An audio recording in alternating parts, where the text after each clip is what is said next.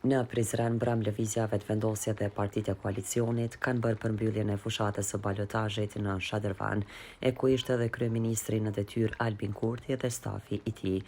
Në këtë takim morën pjesë edhe udhëheqës të koalicionit që përkrahin kandidatin Artan Abrashi për këtë balotazh, por nuk ishte Zafir Berisha. Kryeministri në detyrë Albin Kurti ka bërë fushat për Artan Abrashin, por më shumë minuta i ka kushtuar fushatës për vete dhe për të sulmuar partitë rivale që lidhen koalicione.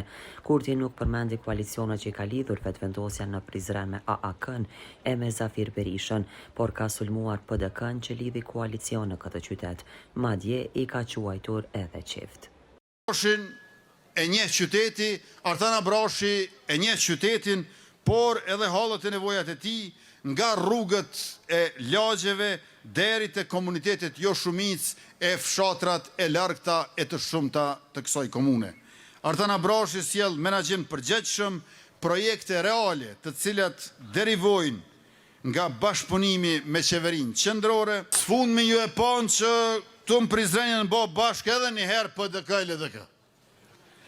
Dikur thoshin se po bohen bashkë me zërë për interesat shtetit, tash po bohen bashkë nga frika kundër lëvizjes vetëvendosje.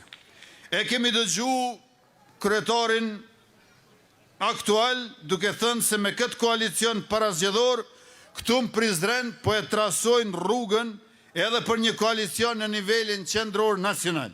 Një rikthim të duetit, të qiftit LDK-PDK në qeveri qendrore. Të dielën e keni një mision të rëndësishëm të dyfisht. Ti tregoni shaqirtotaj që PDK e LDK nuk rikthehen qeveri kur më në Prishtinë e as nuk vazhdojnë me qeverisjen në Prizren.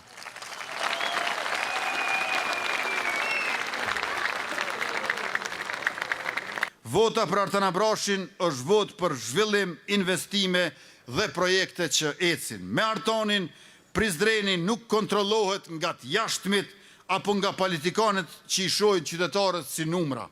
Bashkë për Prizrenin që punon, që zhvillohet dhe që i jep mundësi çdo qytetari e çdo biznes.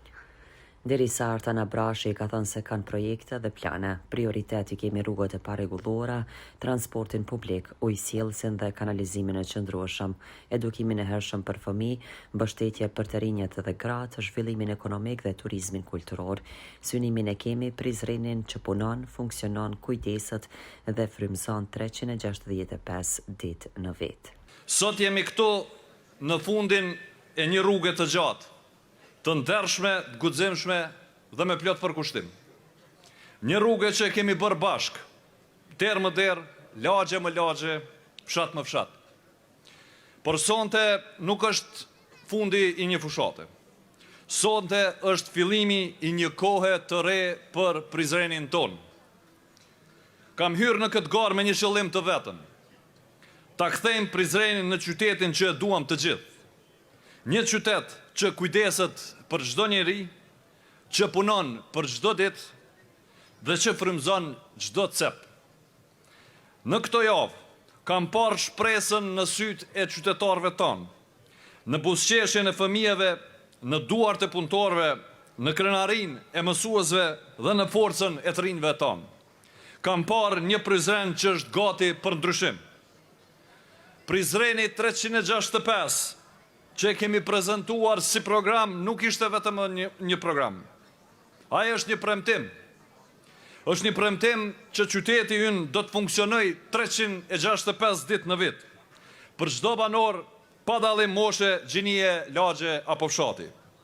Do të kemi një Prizren që kujdeset 365 ditë, pra me shërbime të ndershme dhe të barabarta. Një Prizren që funksionon 365 ditë, me një administrat që punon dhe jo një administrat që vjell. Një Prizren që fiton 365 ditë, me ekonomi që zhvillohet dhe rini që krijon. Dhe një Prizren që frymëzon 365 ditë, ku kultura, sporti dhe tradita bashkohen në një qytet që rrezaton jetë. Por sonte, dua të ndalem në diçka që e bën këtë fushat vërtet të veçantë. Kjo nuk është vetëm një garë e një partije. Kjo është një bashkim i njerëzve të mirë, i forcave të përgjithshme, i zemrave që duan Prizrenin. Në këtë rrugë të ndryshimit, neve na janë bashkuar për krah. Partia NDS e përfaqësuar nga zonja Emilia Rexhepi, Besnik Krasniqi, kryetari i Aleancës për Ardhmërinë e Kosovës, Zafir Berisha, kryetari i Bashkimit Demokratik në Prizren, Doktor Haxhi Abdyli i listës Guxo, Albert Kinolli nga Partia e Romëve të Bashkuar të Kosovës, Erxhan Galushi nga Lëvizja Përparimtare e Rome e Kosovës, Dega Alternativës në Prizren. Pra, ky bashkim i jep kuptim fjalës Prizren. Një bashkim shumë partijak e një bashkim shumë etnik, ku shqiptar, bosnjak, turq, rom, të gjithë qytetarë që duan këtë vend janë krah për krah për një të ardhme të përbashkët me dignitet dhe me punë të ndershme. Ne kemi një detyrë të madhe përpara. Me 9 nëntor të dalim masivisht në zgjedhje. Asnjë vot të mos mbetet në shtëpi. Asnjë zë të mos hesht. Sepse çdo vot është një gur themel për ndryshim për Prizrenin që duam, për të ardhmen e fëmijëve tonë. Me 9 nëntor nuk votojmë vetëm për një emër apo për një parti, votojmë për ndershmëri, votojmë për punë, votojmë për dinjitet. Dalim të gjithë me zemër e me bindje, sepse vetëm një qytet që voton, fiton.